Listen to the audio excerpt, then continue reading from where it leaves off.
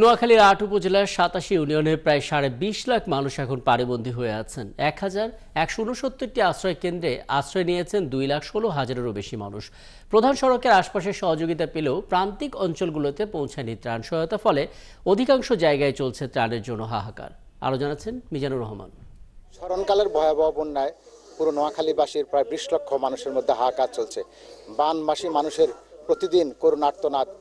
তারা আশ্রয় কেন্দ্রে আশ্রয় নিয়েছেন, প্রিয় বসতবাড়ি ছেড়ে তারা আশ্রয় কেন্দ্রে আশ্রয় নিলেও তার মনটুকু পড়ে আছে কিন্তু সেই বিটেতে। তারপর হচ্ছে জীবনের মায়া জন্য তারা এখন আজকে অনেকেই অনেক জায়গায় আশ্রয় নিয়েছেন। বানবাসী মানুষের আর্তনাদ করুণ চিৎকারে সরকারের পাশাপাশি এই মানবিক কাজে এগিয়ে এসেছেন এলাকার অসংখ্য তরুণ সমাজ, বিভিন্ন সংগঠনগুলো।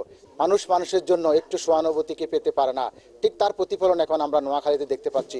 প্রতিটি প্রত্যন্ত গ্রাম অঞ্চলের সেই কোমর থেকে গলা পর্যন্ত পরিমাণ পানি ভেঙে সেই মানুষের কাছে ছুটে যাচ্ছেন।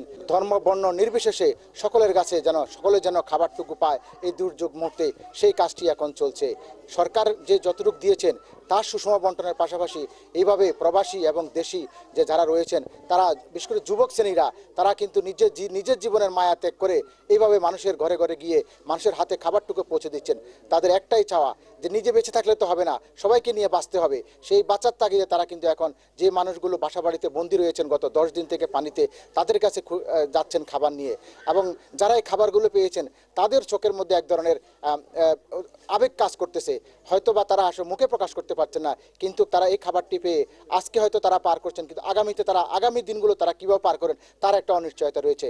পানির নামার সাথে সাথে একটি সংকটময় পরিস্থিতি সৃষ্টি হবে। ইতিমধ্যে এখানে বিভিন্ন ধরনের রোগ মহামারী দেখা দিয়েছে, সেটি হয়তো আরও সামনের দিকে প্রকট আকার ধারণ করবে।